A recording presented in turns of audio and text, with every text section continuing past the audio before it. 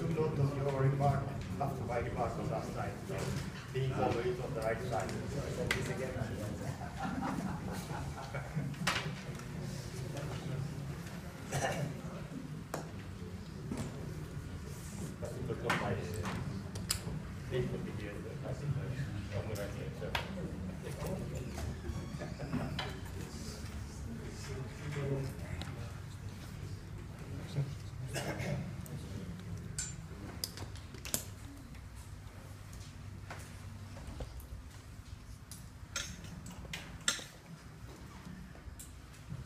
Good morning. Good morning, Excellencies, distinguished guests, ladies and gentlemen. My name is Meyer-Landrut. I am the General Director of the European Institute of Romania, and it is my pleasure and my honor to welcome you all to this debate. Our guest speaker is Mr. Nikolaus Meyer-Landrut, European Affairs Advisor of the Chancellor of the Federal Republic of Germany, Angela Merkel. And I would like to thank you very much for accepting to participate in this event. I would like also to welcome the presence of the Romanian presidential administration, represented here by Mr. Lazar Comanescu, Advisor for Foreign Policy of the President Klaus Iohannis, and the presence of Mr. Donald Orban, Presidential Advisor for European Affairs. Just a few words about the significance of our debate. Our debate is organized in a period of, let's say, major challenges for the EU, both from inside and outside, a period of multiple and interconnected crises. From economic point of view, for example, economic recovery in EU remains still weak, long-term prospects rather modest. From security point of view, Europe is surrounded by an arc of instability in south and especially in the east. And all these real security challenges impose rapid and effective reactions. Therefore, for a country like Romania, but also for a country like Germany, the scale of these challenges requires to work together and to strengthen what we have built until now. A divided Europe is a weak Europe. Only a united Europe will be able to overcome the challenges we have ahead. I'd like now to give the floor to Mr. Lazar Comanescu. I've announced that he's in his position of Foreign Policy Advisor of the President Klaus Iohannis, but just allow me to mention some points in his professional activity, because I have to mention that the initiative of this debate belongs to Ambassador Comanescu. So Mr. Comanescu, between 2009-2014, was Romanian ambassador in Germany. And I have also to mention that before this period of time, Mr. Comanescu was the head of the Romanian permanent representation to the EU between 2001-2007, and between 1998-2001, head of the Romanian representation to NATO and the EU. And I could continue the list because the activity of Mr. Comanescu is a diplomatic activity for more than 40 years. So thank you very much, Mr. Comanescu, for this initiative, and you have the floor. Thank you very much, Professor Dragan. And allow me to start by thanking you for accepting organizing this gathering today, which I find of utmost interest for us here in Romania. As you mentioned yourself, I think that the EU is crossing a very, let's say, tense and dense period where many developments have occurred, some of them raising question marks. And so the lead for us here in Romania, and they're speaking on, intending to have some knowledge about European affairs. I think that we in Romania still have a lot of need of upgrading our knowledge and understanding of European affairs. And I'm particularly glad that today we have here among us Dr. Nikolaus Meyer-Landrut, who only has a very rich experience and knowledge and deep knowledge of European affairs, but I would say, and I hope you agree with me, he is also one of the not too many within the European, let's say, Union framework, who have a very important direct contribution to shaping the, what one would say in Dezbatere, Ablauf of the European Union. Just to mention, to give two examples, which are linked to the recent years of the developments. The European Stability Mechanism or the Banking Union. I hope I'm not making a mistake to say that you've been of key importance in those who conceived this mechanism, which helped, in my opinion, the European Union to move ahead, in spite of many speculations about whether Europe is in crisis or not. Well, not to mention as well the fact that there is a well-known saying that every time EU is crossing a crisis, EU is becoming stronger. And I think that we can speak about that in these days as well. I would wonder whether the banking union would have advanced as it did were not this period of crisis. And so I think that there are reasons for not keeping optimism in this respect. This is, once again, very much happy to have Dr. Nikolaus Meyer-Landrut here. And I would, if with your permission, also add a, let's say, personal touch of my great pleasure and really honor to have Nikolaus Meyer-Landrut here. You know, in the almost 6 years in my capacity as ambassador to Germany, you may not be surprised that the EU affairs were on the top of my priority lists. And so I have to say it also here, that if I may have been, let's say, a little bit successful in my activity related to the European Union in Berlin, that's to a great extent thanks to Nikolaus Meyer-Landrut. He offered me a very friendly cooperation, not just professional one, but also, well, you agree with me, we developed a personal friendship, and I'm proud of that. With this, I would not go further because I don't want to spend the time, but I want you to take as much as possible advantage of his presence here. He will make some introductory remarks, but don't hesitate. The second part of this gathering, Q&As. And for those of you who may prefer to, for one reason or another, to raise questions in your mother language, sorry. Please don't hesitate. Raise questions in Romanian as well, because there is an interpretation there. Thank you very much. And Nikolaus, please have the floor. So Dr. Nikolaus Meyer-Landrut, you have the floor.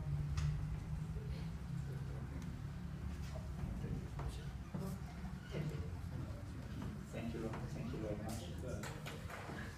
Thank you very much for the kind invitation, for the kind reception, possibilities to, is this loud enough? Is this working?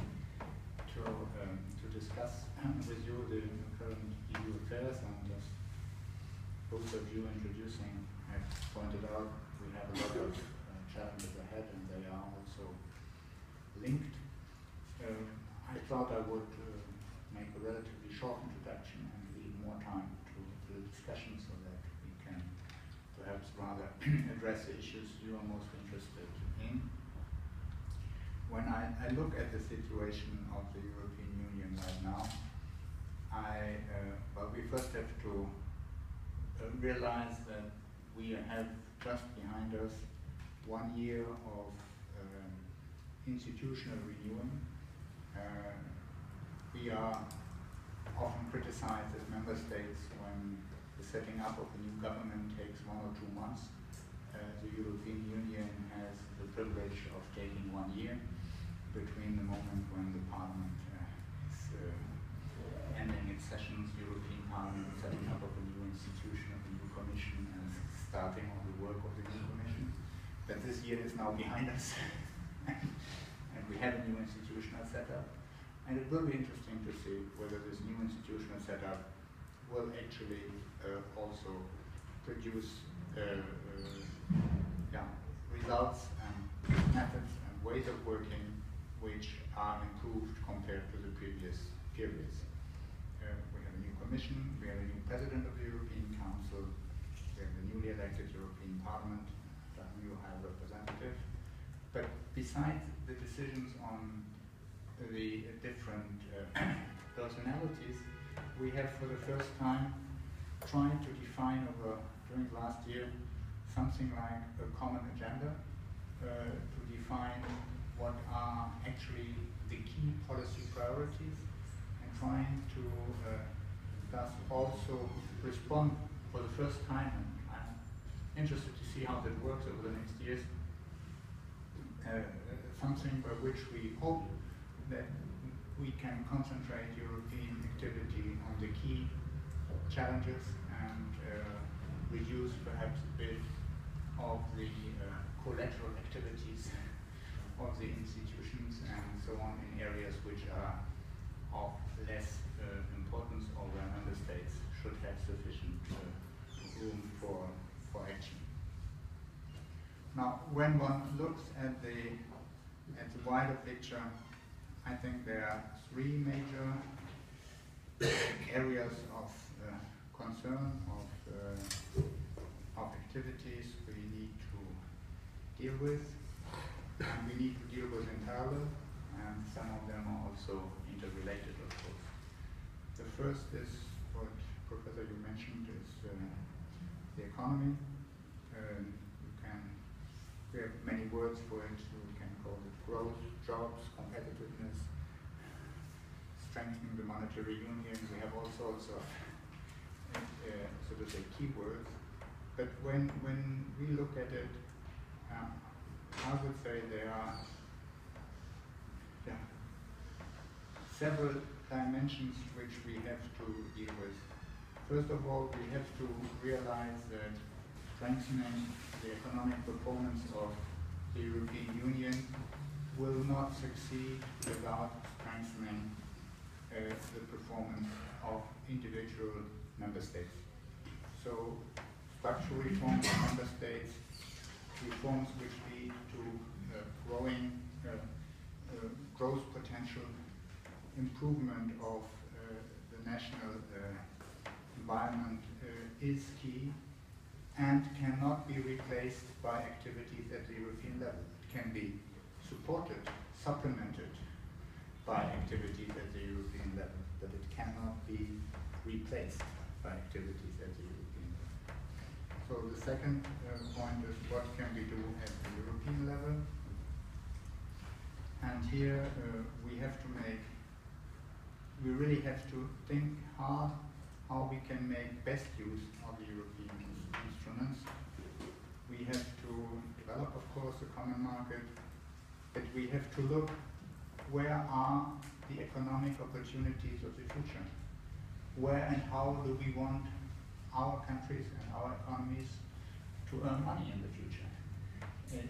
We have to look into, so to say, with a big foresight into these areas. For us, the entire development of the digital world is key, and this will require also European legislation, from data protection to other areas, and it is not easy. Many detailed issues, but if we are not able to set up a European framework in which we can develop digital economy, and in which in a digital economy you can actually earn money in Europe, we will have difficulties in competing with other parts of the world. So this is an important part. And then we have the monetary union, which is, as I said, we have made progress in strengthening it, in setting up new instruments, developing things in the banking sector and in other areas. But the functioning of the monetary union still needs to be improved, and it also needs to be improved as a matter of, as a proof of the fact that politically member states remain and will remain committed to the functioning of the monetary union. This is also a matter of trust, confidence, of our willingness to bring things further. And well, we can, if you're interested, go into that more in depth, but it remains a key challenge, even if the progress is perhaps not always as rapid as individual actors would wish. And the second big area, and I say it in this order on purpose, is climate and energy. It's both, and we have to modernize our energy policy. We have to modernize our energy policy in a way that it allows Europe also to make its contribution to the climate agenda, not only because we have the big conference in Paris at the end of this year, and this also actually in the first instance looks as if it is a burden on our economies, but if we do it right, it is also an opportunity for our economies, and it's an opportunity to modernize and to get more efficient in this area. And here also is an area where we will need more and improved European regulation and legislation, not only on the emission trade scheme, but on the wider area of these issues. And then there is a third wide dimension, which you also mentioned, of external challenges. And I would say that the challenge the crisis in Ukraine presents to the European Union is probably one of the biggest crises we have been facing for the last years, and it is something which requires unity within the European Union, but which also requires the European Union to understand and accept that this is not an issue which will go away within a week or over a weekend.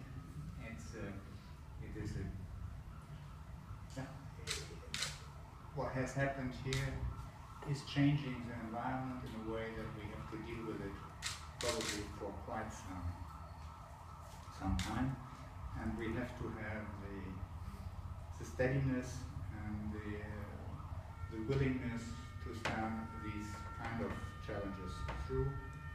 And this is of course always more complicated in a complex environment as a European Union than if you are an individual member state or an individual country.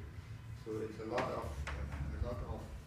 political work required to keep the European Union working together on this issue. I must say, compared to all media speculation about this question over the last year, European unity has been very good. We actually, at every individual stage when decisions had to be taken at the European Council, we have reached unanimity on these issues. We have reached it relatively easily. There have been speculations and debates about divisions, but in real terms, the decision-making at the European Council on how the European Union should react and deal with the Ukrainian crisis has been very constant and very reliable, and probably constant, reliable to a point that some others in the world were astonished that Europe was able to stay together in this way, and we have to continue to work on that. Perhaps I leave it here with mentioning the issues, and I'm happy to go in depth on this or other issues you want to raise. Thank you very much again for the invitation. So thank you very much. Okay. Thank you very much, Dr. Meyer-Landrut. Very challenging introduction on the major challenges in face of the EU. Economic challenges, climate and energy challenges, external challenges. It's not easy to find solutions, but maybe together we could find the right solutions. So thank you very much. Certainly there will be questions. I'd like also to mention that our debate is broadcast live on CaleaEuropeana.ro, and I'd like to thank Dezbatere for this opportunity. And as Ambassador Comunescu mentioned, we can ensure simultaneously translation, so you could put your questions in Romanian language or in English. Cum preferați. So the floor is yours now. I would like to invite to present yourself and to address the question. May I, with your permission, make one brief remark? At least in my thinking, Q&As means also comments. So don't hesitate. I'd like to welcome the presence here of many distinguished guests from Polish Embassy, certainly from the Embassy of Germany here in Romania. Thank you very much, Your Excellency, for being here. From Ukraine Embassy, from Greece Embassy. So I would like to invite you maybe to have some comments, if you wish, certainly. Magdalena will be a bit. Thank you very much. So Polish Embassy. So it will be a microphone, I certainly, I hope. Try to put the question as loud as possible.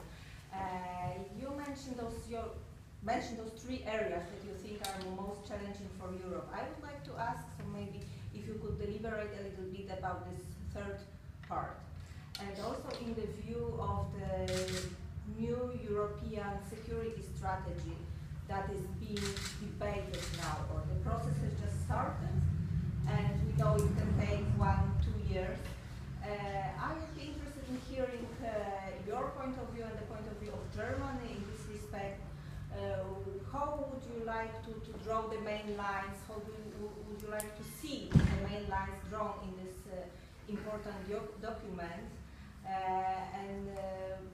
In general, what's German's point of view on the challenges coming from the east, from the south, and also how this might influence the internal cooperation within the Union?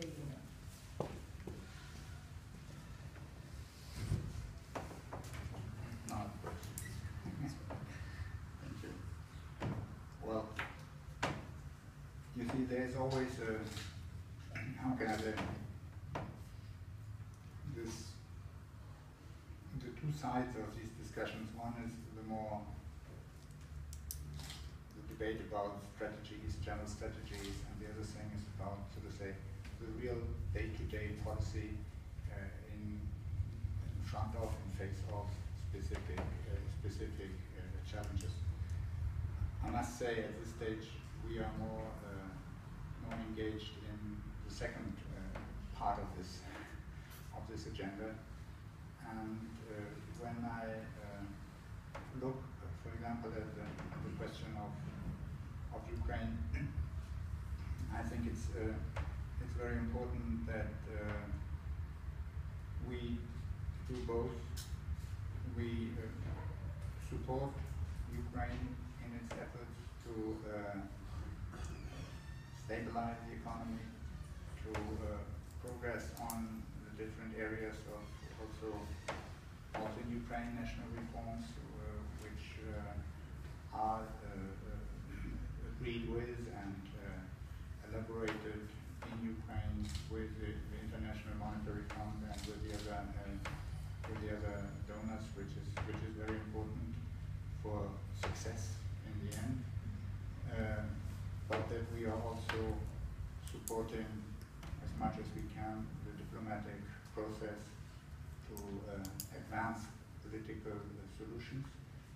In the end, there will have to be, and the only way to solve these things are political solutions. And we now have an agreement which was reached in Minsk and which sets out a framework in which the political issues can be addressed. And I think the key priority now must be to support this process in a way that it gathers momentum, that the individual political issues are addressed, and that one sees how solutions can be found. Only a successful political process based on what has been agreed in Minsk can lead to a solution. Now, if I describe this and these principles for this question, this contains a number of elements which I think should also, in a general sense, be part of European foreign policy. I think it's always the necessity to try to help to find political solutions. This will not always go immediately. It will take time. We have to be patient and but continue to work on these political solutions. But we must also be able, if we come to the political conclusion that we disagree with certain developments, that we take together decisions as we had on the sanctions concerning the Russian Federation. This is an important part of the policy. It is not an objective as such. Nobody in the European Union, or less in Germany, is happy about sanctions. But we must be able to demonstrate that we are willing, so to say, to also support our policy by measures.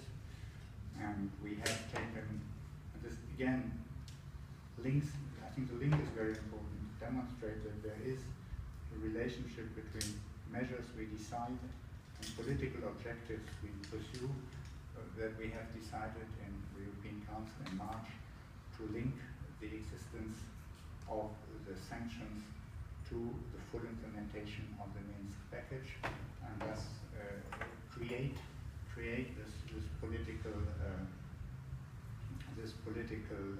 link, which makes clear that the sanctions are there not to punish anybody or just because we feel it's time to decide on sanctions, but because there's an objective, there's a political solution which we are trying to strive for. So, and then we have to, in every respect, and always also take into account what are our, not only what our interests, but also what is our, so to say, value-based system, which leads us to what kind of appraisals of specific situations. If we're not doing that anymore, we will lose our credibility at home and abroad.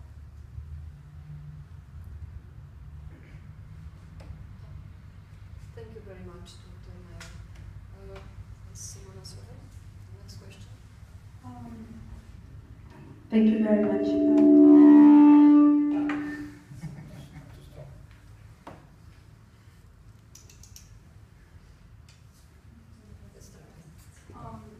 I'm confident I can speak loud enough. Simona Sorel, Institute for Political Studies of Defense and Military History at the National School for Political Studies and Administration. Well, thank you very much. That was very interesting to get your points of view on where Germany in general sees European Union heading. But I would have a comment and two questions, if I may. My comment would be, we've had Minsk 1 and Minsk 2, and things aren't stopping or improving in Ukraine. And to that effect, presumably, if Russia decides to do worse in the Donbass area, what is the European Union and Germany prepared to do? And what effects do you think what's going on in Hungary or in Greece and their relationship with Russia right now, what kind of effect that's going to have on the unity and solidarity within the European Union? on, say, more sanctions? Just putting it out there. My second question, actually, this is the first question, refers to Germany's position on the Juncker proposal, and to extrapolate that, Germany's position on the NATO-EU relationship in the military aspect. Where do you see that relationship heading, and what kind of priorities do you think should be approached, especially with the upcoming summit in the summer? And the third aspect had to do with, I'd like to ask you to comment on the Eastern Partnership, because we have the Riga summit coming up, and what would be the main lines you think should be approached during the summit to take the Eastern Partnership forward, if there is any opportunity to do so, and if not, why not? Thank you very much. Thank you very much, Simona. Thank you. Thank you very much. Well, I would first start by saying that we are not distinguishing between Minsk I and Minsk II. And it's an important distinction between the two, because Minsk in September last year was agreed between the parties and the countries concerned. And what we achieved in February was an attempt to help implement Minsk, and not to replace Minsk I by Minsk II. And this is, in terms of the process we are in, at least from our point of view, important. It's not with the participation of the French President and the Chancellor of the Federal Republic of Germany that we have defined the framework in which a political solution can be found, but we have tried to define a process by which what they had agreed in Minsk might actually get implemented. And so it's for us it's an important distinction. On the question, what if the situation worsens? Well, I think the Chancellor and we all have been very clear that a major, so to say, further operations, military operations, so on, will lead naturally to the question of further sanctions. And I think we have to be clear, and as a European Union, we have to be prepared to, in that case, also respond and react accordingly. Now, I will not tell you what are the individual elements of such a stage which could be implemented then, but as a good administration, I can tell you that we are prepared.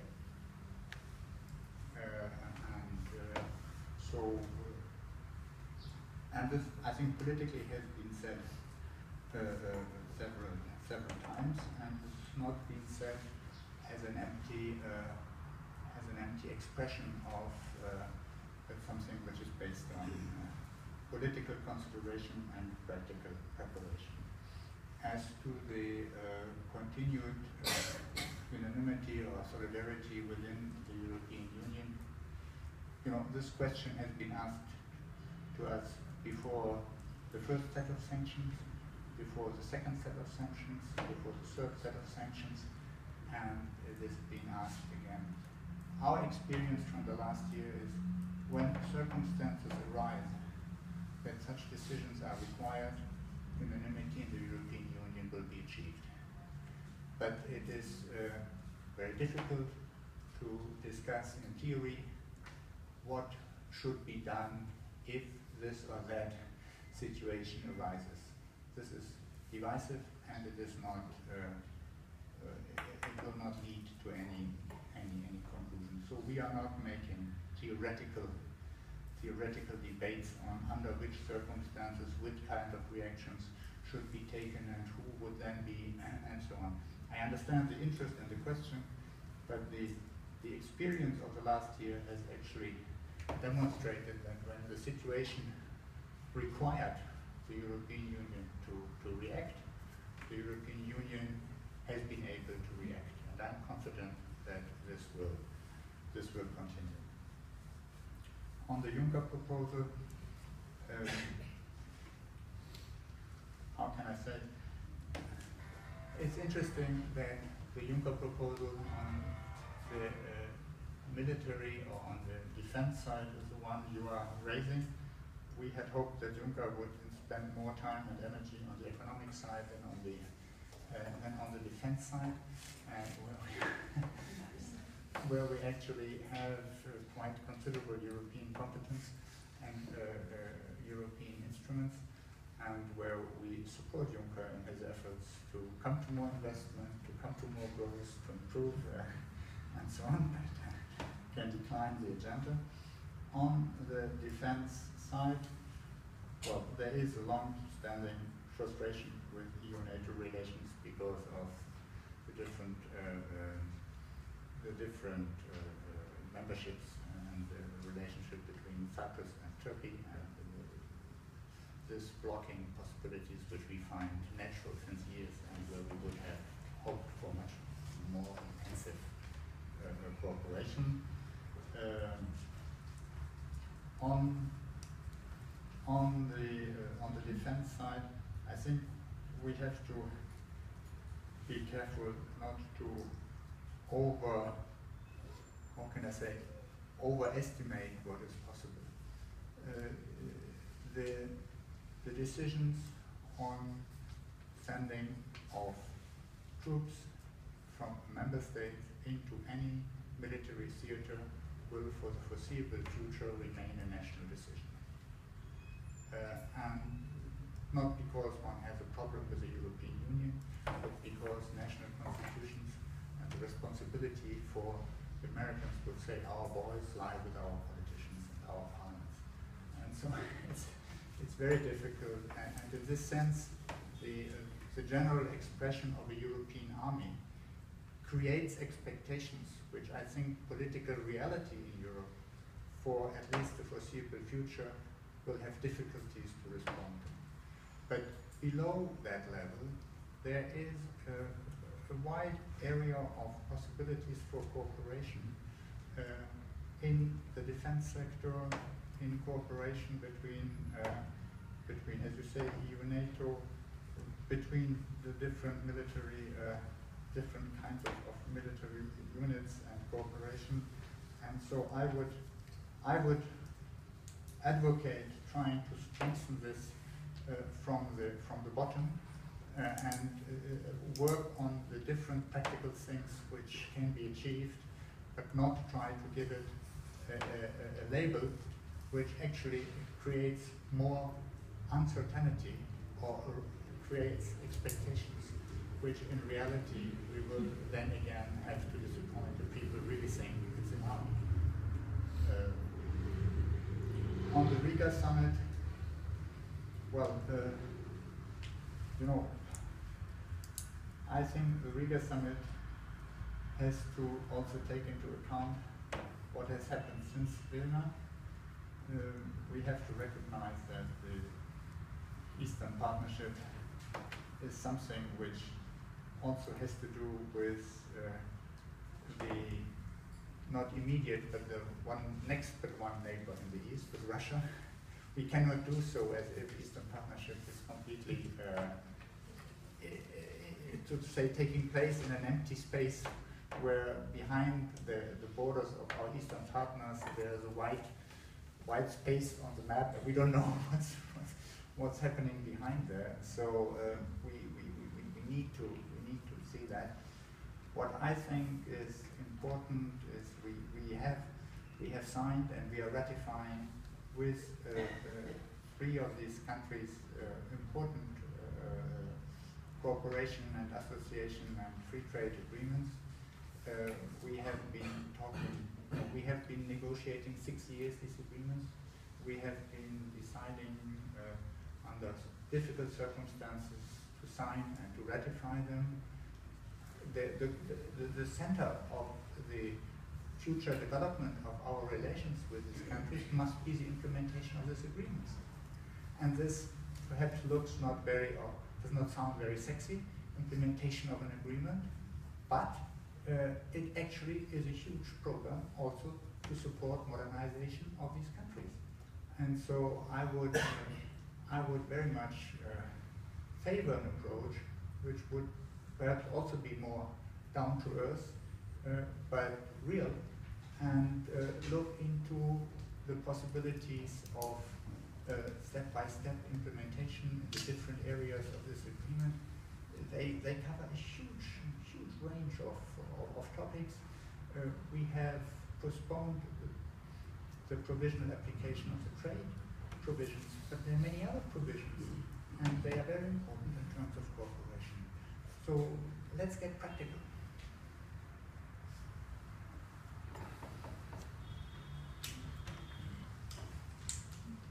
Okay, next question, Dezbatere. Well, thank you very much for your excellent exposé. I'm at the Romanian Diplomatic Institute. Well, I want to move a little bit south with, in fact, two questions. One is very short, but I think the answer is not so simple. It's what's going to happen with Turkey in our European way. And second, we have, as Europeans, a great victory with the Iran agreement, Ladies Ashton's and then High Rep Mogherini's role in keeping Iran at the table was essential. But on the other hand, what we are seeing is a huge axis of instability coming from North Syria to the Bab el-Mandeb Strait, with Yemen being engulfed in an internal strife. So what can or what should the European Union do? Now it's more or less managed locally, but I don't think that on a long-term basis it's a sound solution. Thank you very much.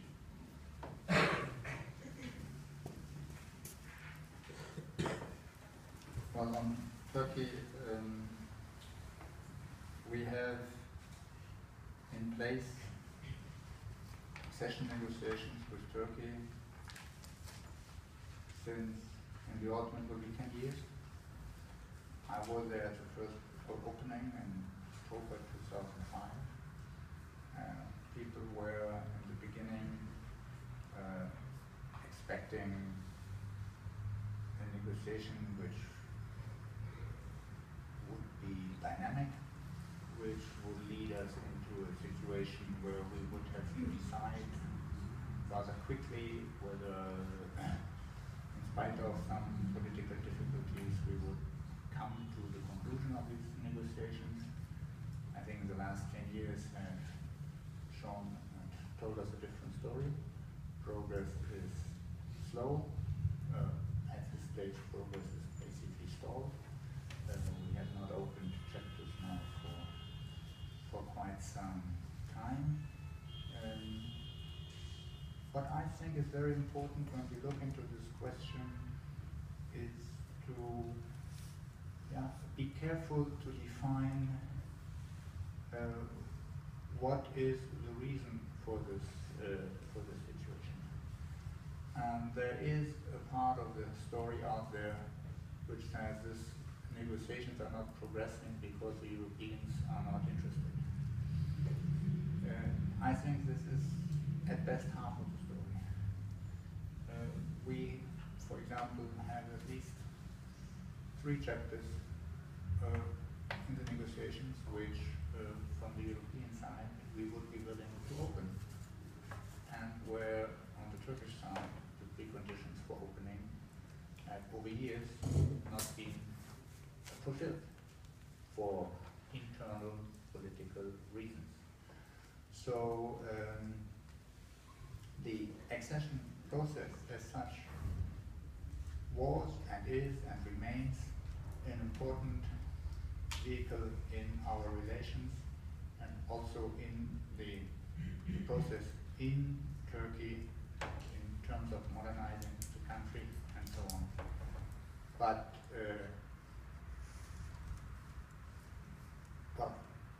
there is also a moment where Turkey will have to reply to the question whether the overall obligations coming with full memberships are obligations with Turkey is willing to contract. And this is the question which you cannot avoid at the end of the debate. We are not there yet, but it should not be, how can I say, hidden behind issues like Cyprus and other issues. So we want strong and developing relationships with Turkey, but these negotiations pose at least as much a question to Turkey as it poses to the European Union. On the Iran agreement, well, it's the start of an agreement. There is still a lot of work which needs to be done until the summer. We need to keep the process on track and really come to a conclusion. That would be extremely important. That these kind of processes can derail at the last moment, and that would be very detrimental. So let us together with the European Union and the individual countries concerned concentrate on this. On the wider issues from Yemen to Syria, Iraq, and so on, there is also a point where Europe has to recognize its limitations.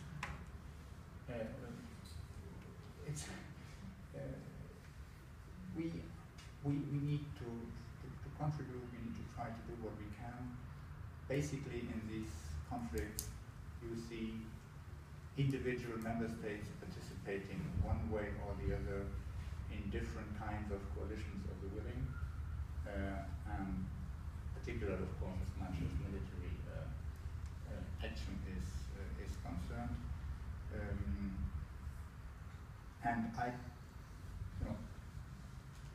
The European Union will need to continue to define a political approach.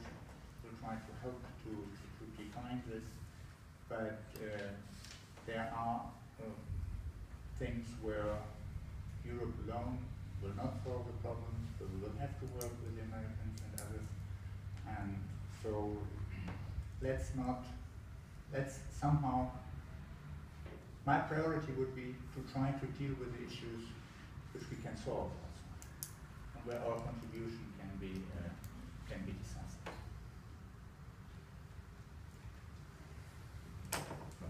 Thank you very much, Dr. Meyer-Landrut.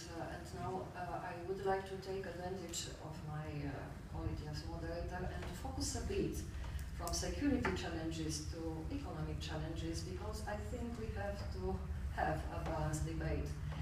And you have mentioned that economic recovery is still weak, and we know that a real economic recovery should be supported, among others, by important flow of investments, public and private.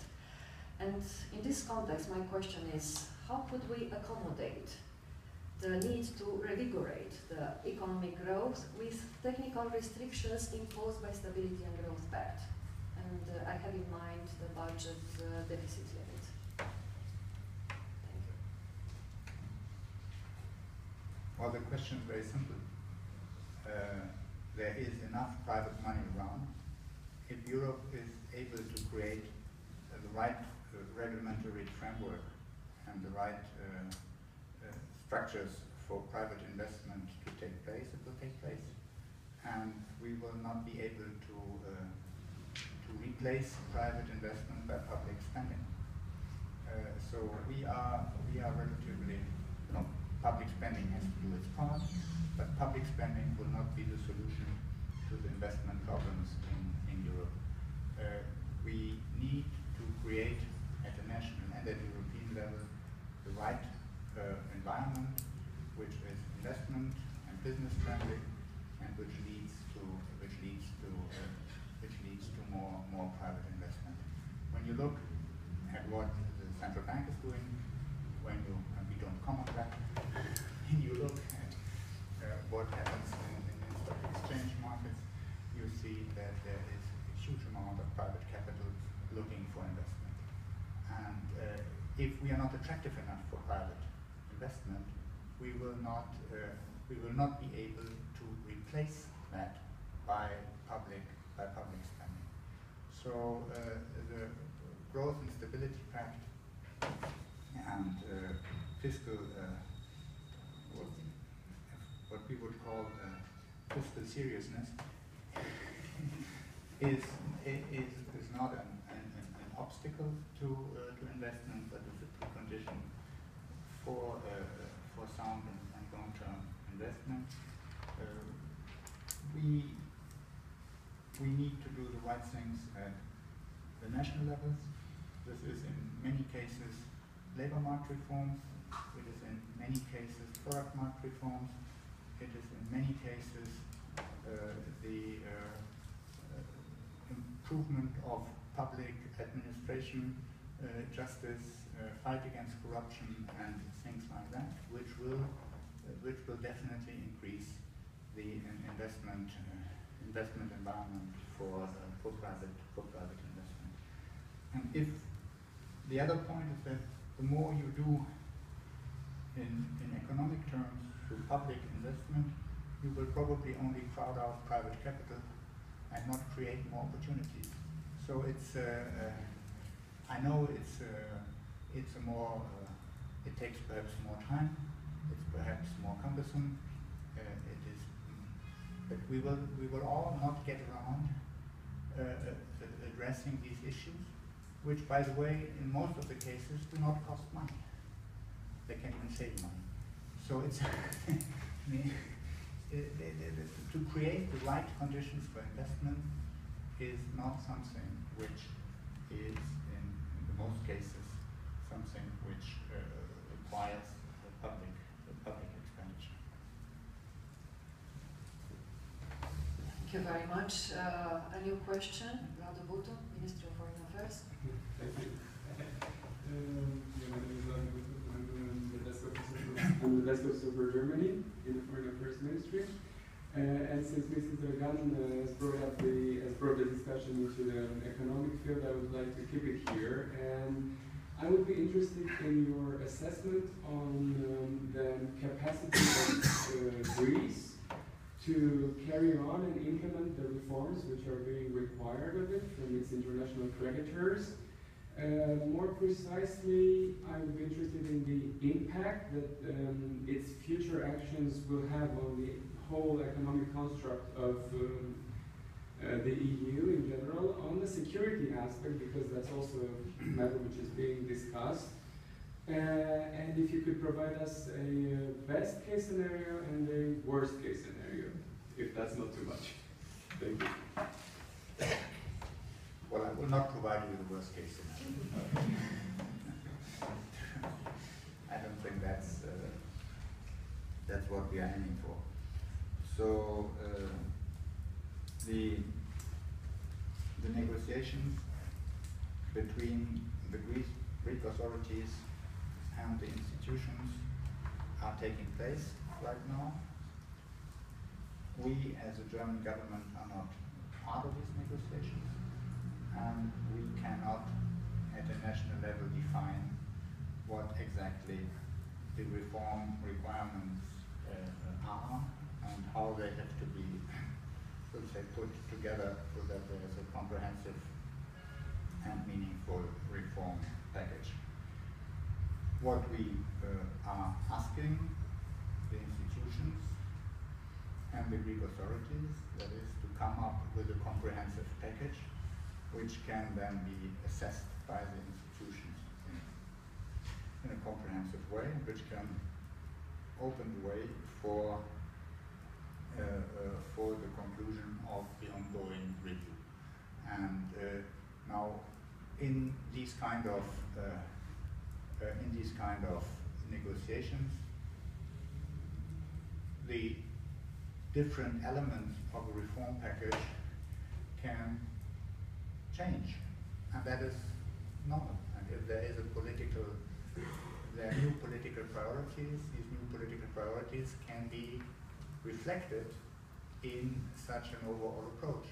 But the overall approach must be sustainable. We must have a reliable economic baseline scenario. We must understand what the baseline scenario is. We must have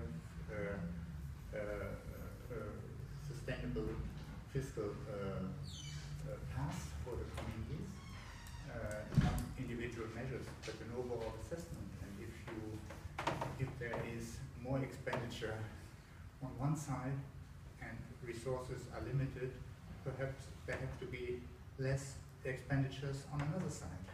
So it's a trade-off, and we have to see the overall package. If there is more social expenditure, there is perhaps a requirement to either have more income or to have less expenditure at another place. And for the time being, we are waiting for such a comprehensive approach and its assessment, evaluation by the institutions. And the only point which I'm making is that this is a relatively complex process, that this is technically and politically not easy, and that the urgency for the weaker societies, together with the institutions, to come up with such a thing is increasing day by day. But we will not take a judgment. We will not take a judgment before we are confronted with such a scenario. There is no, the idea which one hears once in a while, that's to say some measures can lead to some disbursement, doesn't work. Because only if we have a comprehensive understanding of the situation, we can present that to our constituencies and have the necessary decisions being ratified in Germany. So time is of the essence now. I think Madame Lagarde has said yesterday, it's now all about work, and I can only subscribe to that.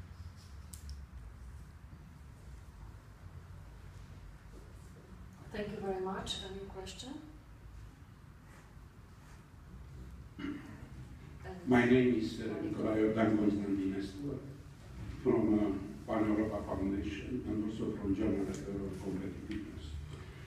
In a few days, on 25th of April, we shall celebrate 10 years since we in Romania signed this accession treaty to the European Union. If you could indicate at least two strengths of Romanian membership and also two weaknesses. Two weaknesses, two, three, as many as you like, but some important point. Don't say that we don't have weaknesses. The second question concerns the German model. I think that Germany represents a very successful social and economic models, as it's seen by all the statistics. The exports grew tremendously. You are positive always. You have positive, excessive balance of payments. In the global competitiveness index, you are approaching the top position every year, at least 1-2 position up, which is very interesting. Compared to the neighbors of your country, for example, for France, you are doing better, much better. And there are also severe critics towards such position of Germany, that it is a deliberate movement to occupy the market. How do you comment this position of the German economy, German model, economic and social, in the European Union. And the third concerned the monetary union. In Romania, at least at the academic level, there is a criticism about the way in which the Eurozone, Euro in general, were conceived at the birth, the conception. For example, there was no banking union, no fiscal union, no political union, no common budget. I think that such an approach is not the most appropriate. To have a joint budget, a common budget of all member countries of the European Union will not be then but idealistic position, not utopian, not to say utopian. Banking union at this point is just institutional mechanism for implementing, according to my opinion, the CRD4 and Basel III agreements.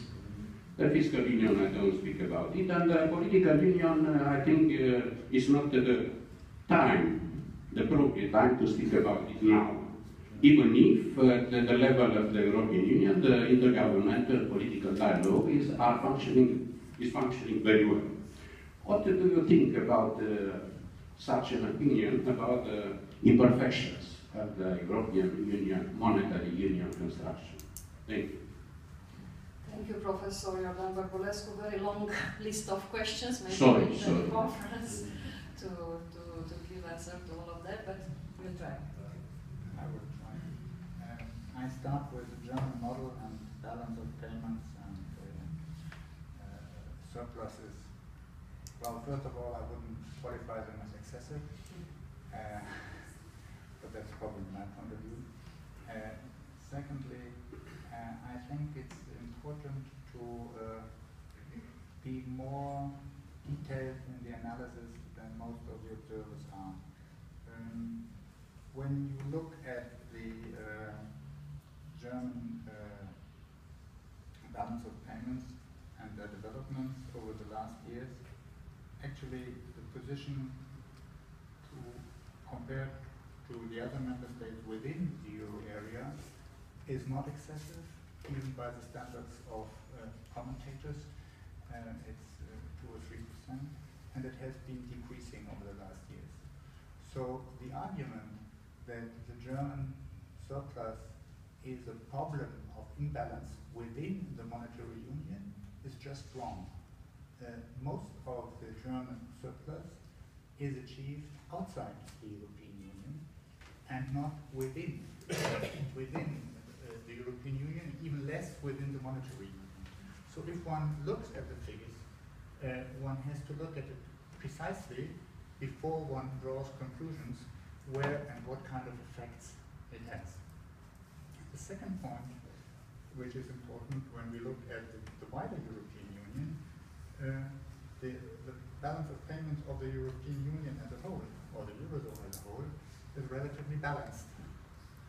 And it is balanced due to the fact that some parts of the European Union are exporting more and others are exporting less. In the German exports, and that is the third point, much of this is actually a combination of Europe-wide economic efforts. Because if a German car is exported, much of the elements which go into this car have been produced somewhere else in Europe. Not least in Romania, but also in the Czech Republic, in the Slovak Republic, in Slovenia, and so on. So if you, part of the German success, and which is attributed to the German balance of payment, is actually, at least partially, a European export. And so, so when we look into these figures, it's one needs to be careful in the analysis before one blames an individual country as having an excessive imbalance within the union, and to see what is the basis.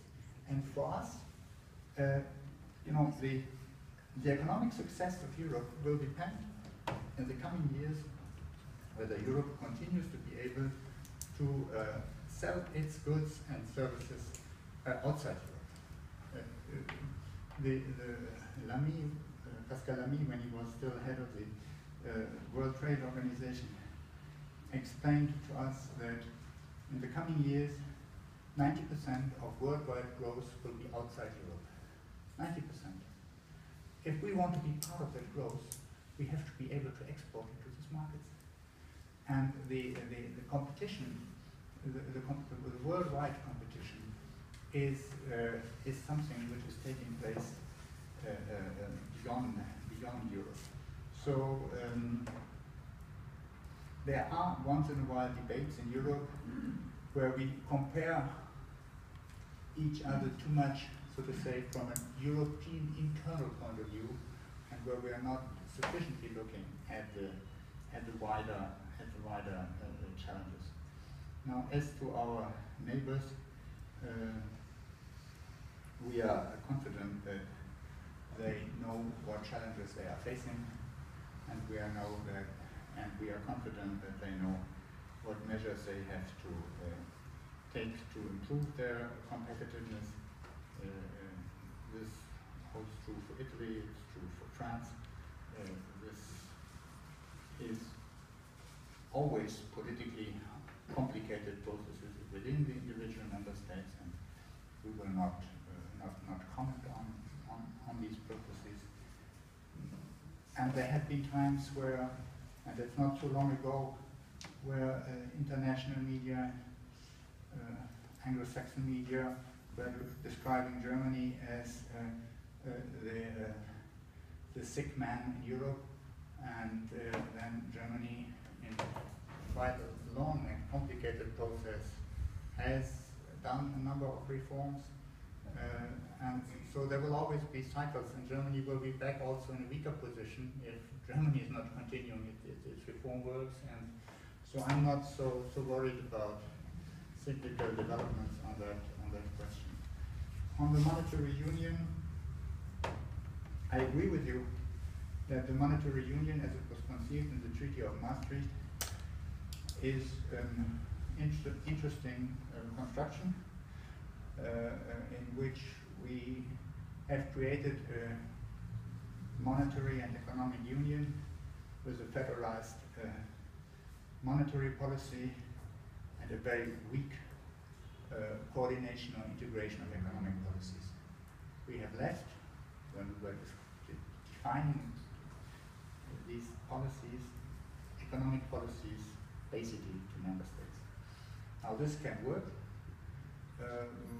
under the assumption that member states, when taking their national decisions on economic and financial policies, take into account their responsibility for the wider monetary union in which they live. The first 10 years of the monetary union have proven that this has not always been the case to full extent, to be polite.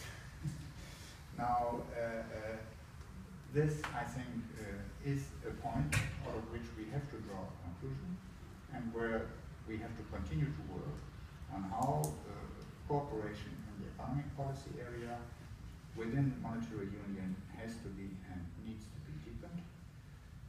On banking union, I think we have done more than what you described.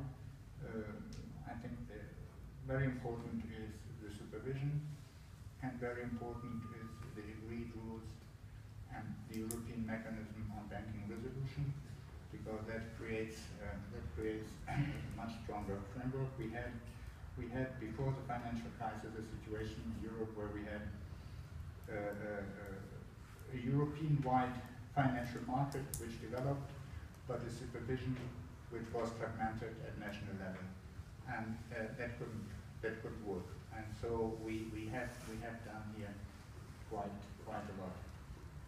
The fiscal on the fiscal side, we have a budget of the European Union. It's perhaps smaller than in other areas. We have to make better use of this money, and yes, we will continue to have to discuss how to improve also the fiscal cooperation. On the political union, must say it's an interesting debate, because what is a political union? Is the political union the cooperation on economic and these issues? Then I would say we are very close to a political union. Is the political union the establishment of a federal state of Europe? Then we might be relatively far away from it. So I would also here favor a more pragmatic approach and deal with the real issues than to have a debate on, are we having a political union, yes or no?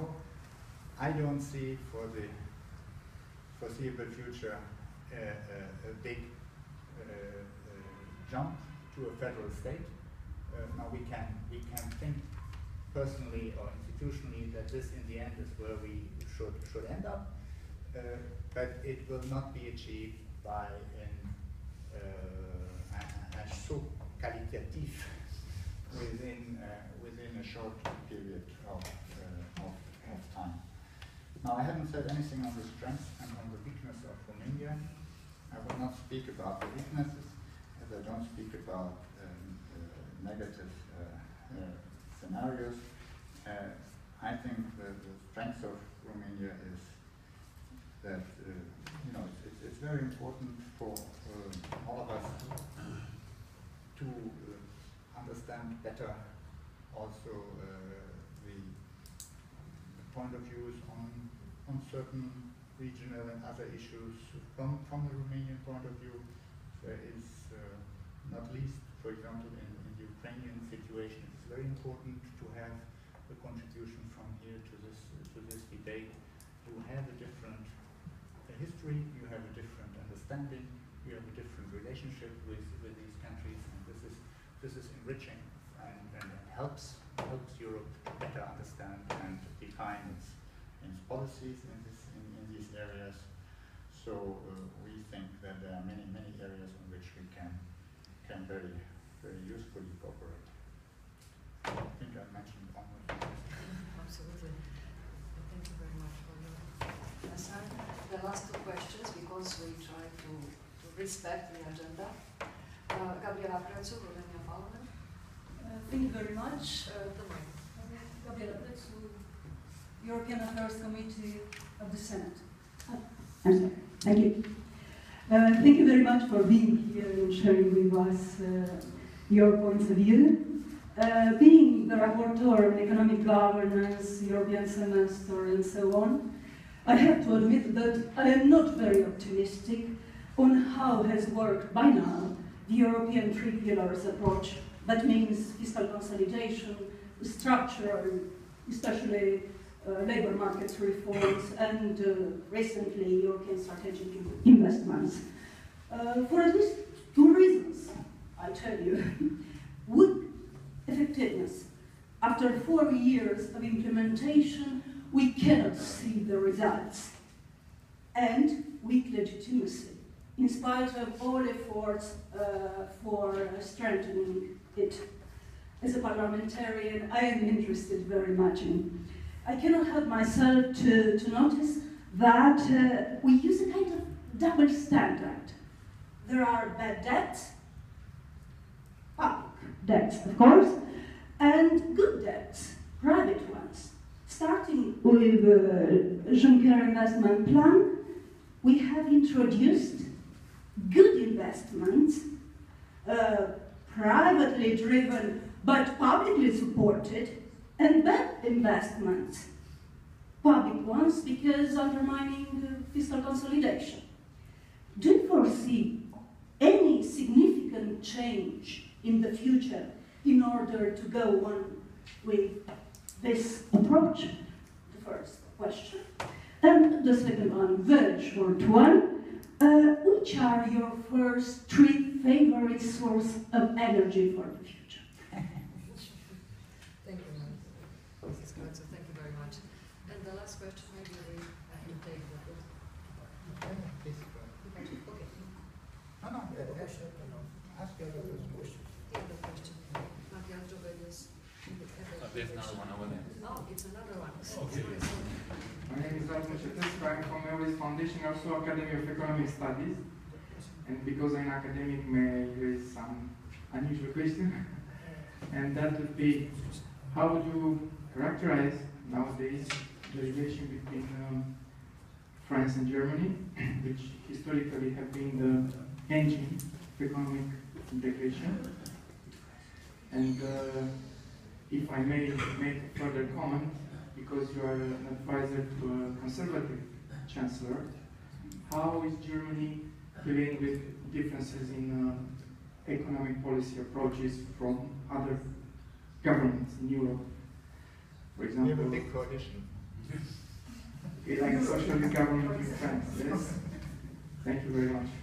Okay, thank you very much, Mr. Muszewski. And the last question. Yeah, thank you very much. My name is Meyer-Landrut from the British, and I have a question regarding the rule of law.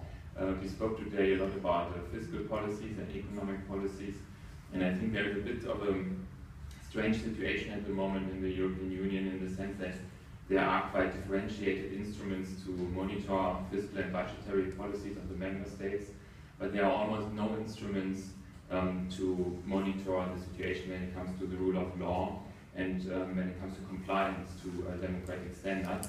Now, Romania is an exception in this sense because it's one of the two countries that have the cooperation and verification mechanism. So this issue is obviously controversially discussed here. If it's a very selective instrument, why it's only applied to Romania, how long shall it continue, and so on. Obviously, there's also a lot of discussion here in Romania about what is going on in neighboring Hungary. And to my knowledge, there is now an initiative at the European Council to introduce a mechanism for monitoring the rule of law, both in old and new member states likewise. So my question would be if you can shed a little bit light on this process, if you're confident that there will be such a monitoring tool in the future, and if so, how strong it will be. And since I have the last question, since no one asked anything about climate, it was your second main challenge that you outlined for the European Union, maybe you can say a few words about what are your expectations when it comes to the Paris summit, and also when it comes to defining the post-2020 climate targets for the European Union and the potentially binding instruments for achieving them for the individual member states. Thank you. Thank you very much. Thank you. Well, on the European semester, I share your frustration on the European semester. It's the expression that actually the instruments on economic coordination which we currently have under the treaties are too weak. We have recommendations, and countries deal with these recommendations as you also personally do when you get recommendations. You fulfill a recommendation if you agree with the recommendation. If you don't like the recommendation, you forget about the recommendation. And when you look at it in a wider sense, statistically, you see that about 90% of the country-specific recommendations coming out of the European semester Europe-wide are not applied by. So clearly, this is not really working as it should work. My advice would be to think again about the system. I think the system is too is not enough. It's not political enough, and it's not focused enough. I think a country which gets 9 country-specific recommendations of major reforms for 1 year in 9 policy areas, like some of the countries had recently, it's for a political system impossible to implement. It would not work. So, but on the other hand, of course, the Commission making up the 9 recommendations is probably intellectually honest and notes all the different areas in which something has to be done. But it's not giving these things a sense of priority. So we need to come to a system where between the European level and the member states, we have an honest and political debate about which are the most important reforms and which of these most important reforms the country politically is willing to tackle now. And then we come into something where we create focus, priority, but also ownership. And I think we really need to work on this more. On investment and debt, I don't think there is good debt or bad debt.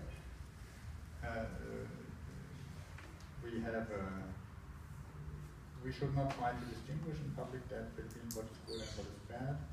We should try to live within the framework which we have all agreed to. And on investment,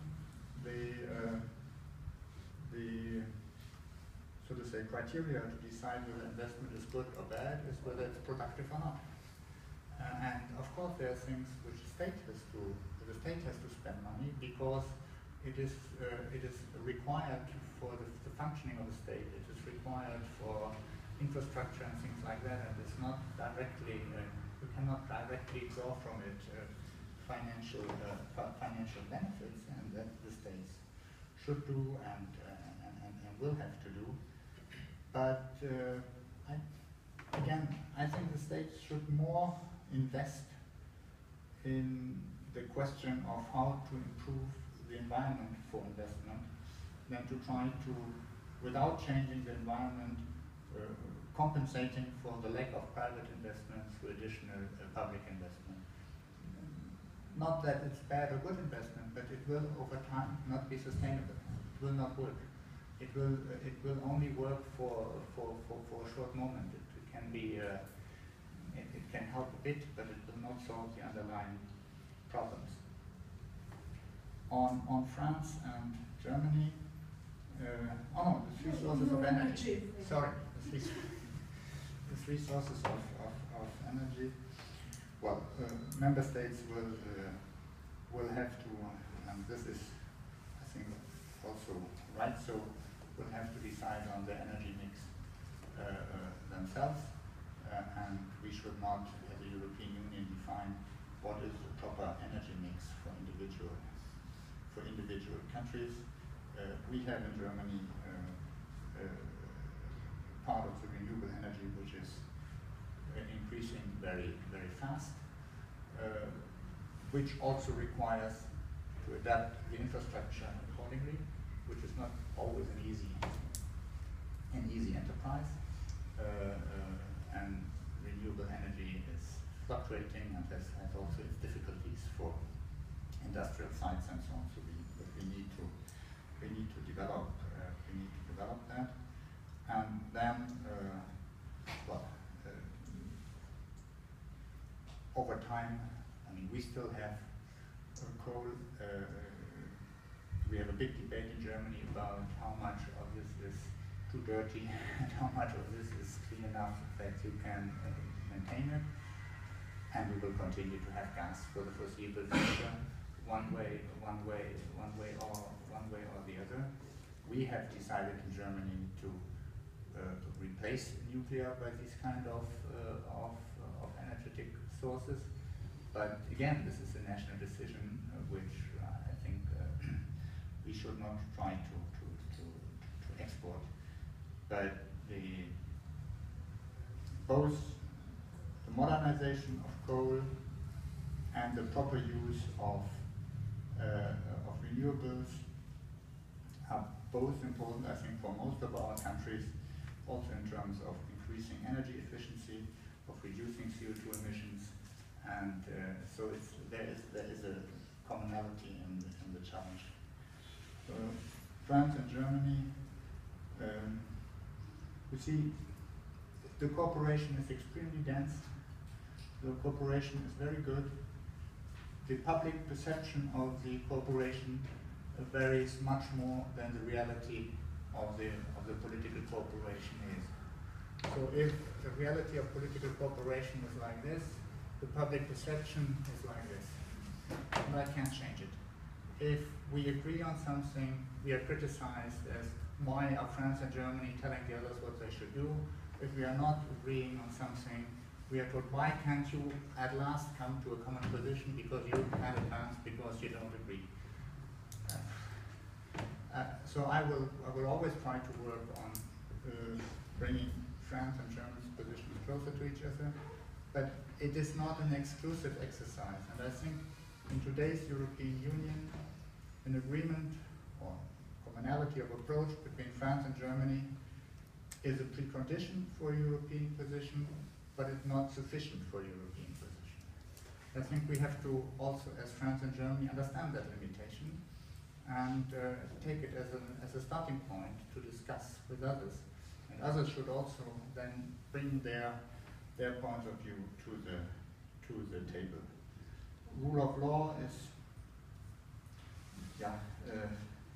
in the end, also regarding the country north from here, you mentioned the only instrument which really works is when we come to the point where there are Vertragsverletzungsverfahren, when there are procedures concerning the non-application of treaty or EU law, and the difficulty is that there are areas in which we have extensive European legislation, and there are other areas in which we have much less European legislation. And of course, for example, on constitutional reforms and on constitutional law, there is no European norm, and so it's not such an easy exercise. But I think over the last years, the awareness that we need to deal with these things more has improved and has been strengthened, and we will continue to do that. On the climate, well, I think the success of Paris at the end of the year has to be achieved before the final conference gathers. I think we have learned from Copenhagen, which was a disaster, that if you try to negotiate these things in substance at the final stage, there will be actors who will not move anymore on the ground. Even for the European Union, it's very difficult because they have had a very complex decision making before. So somebody representing the European Union cannot all of a sudden say, well, I add 5%. And the same is true for the United States, the same is true for China, and so on. So I think we need to work with these countries now. We need to come to as much an engagement as possible, but we should also not create expectations which in the end are unfulfillable. For the European Union, we have defined in October last year our framework at the European Council with the different strands. We think that the emission trade scheme and its modernization is very important, also to lead these things into more market-oriented dimensions. And then we will have to do the distribution on the non-ETS. I would recommend to deal with the non-ETS after Paris and not before Paris. It will be sufficiently divisive. One should not display this European game before Paris. We'll have to do it afterwards, and in the end we will manage. Thank you. Thank you very much, Dr. Nikolaus Meyer-Landrut, for your very honest and comprehensive answers. Maybe our debate could continue, but unfortunately agenda constraints oblige us to stop here with questions. But I would like to give the possibility to intervene here. Mr. Nikolaus. Thank you very much. Actually, what I wanted to say is a half comment, half question. It's very brief. The other week I was attending a debate here in Bucharest, and the occasion was the presentation of a book about risk developments in the European Union. And one comment thereof was that Germany goes towards favoring intergovernmentalism to the detriment of the community method. And I felt the need to intervene, to just say that one shouldn't confuse between dealing intergovernmentally with issues where there are no European competencies. That is something detrimental to the community method. I just wanted to hear from you on that. Yeah, there are people using the word community method with two different concepts. Concept number one is your and my concept. There is community procedure where there is community competence. And I have no problem whatsoever to follow community rules in areas where power has been transferred by the treaties to the community level. Trade, common market, whatever. There's a second definition of community method, which is, of course, less explicit and more political, which is Europe is well advancing. The power is vested with the European Parliament and the European Commission, independently whether competence has already been transferred or not. So it is the perspective of extending and giving more powers to the institution. This is something which I'm happy to discuss, but I'm only happy to discuss on the basis of treaty change. Then, of course, we can transfer more power to the institutions. And Germany is one of the few countries who over the last years have argued for treaty change. But to extend power without extending the basis from which, what is not yet transferred to the community resides with member states, is in the hands of national parliaments. National parliaments can, through ratification of treaties, in the German case with a two-thirds majority, transfer this power to the community level. Then let's do it. But then let's do it openly. Then let's do it the way it is foreseen, and not do it by we want to deal as the institutions with areas for which we have no competence because we are the better Europeans. So then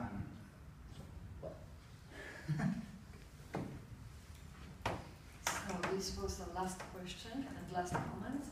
And now I would like to invite Mr. Leonard Orban for not a very easy task for final remarks. Just a few words about the European resume of Mr. Orban. Sorry, it's so long. It's very long, so it will be quite difficult to say. We don't have enough time. You don't have enough time. Yes, I'm sure that.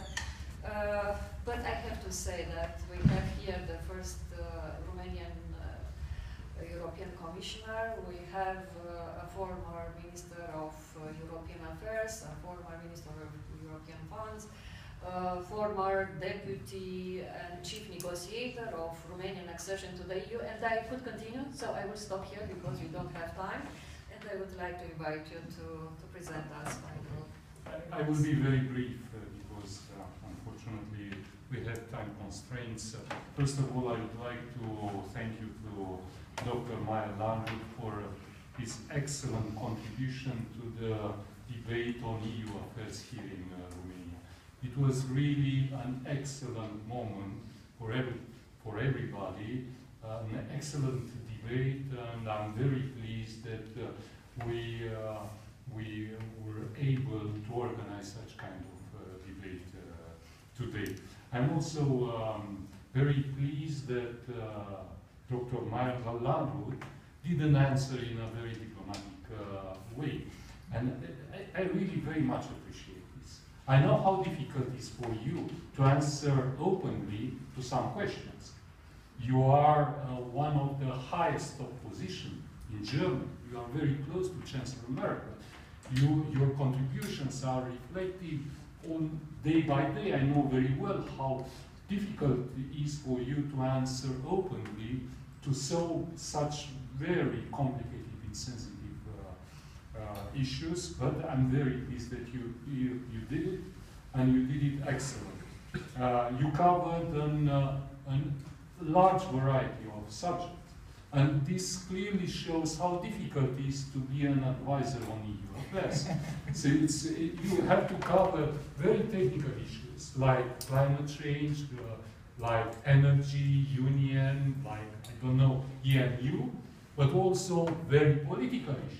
You have to cover also external affairs, enlargement, but also other areas. You have to be also from a legal point of view, very, how to say, able to understand the sensitivities and the different aspects, and you have to know very well EU treaties. So it's very complicated, but I'm really very grateful to your contribution. And I would like to conclude just by saying one issue. I'm very pleased that you are here. I'm very pleased that we succeeded to have excellent we have an excellent debate, to have excellent discussions on different subjects of interest, not only on bilateral issues, but also on the issues interesting at the European level.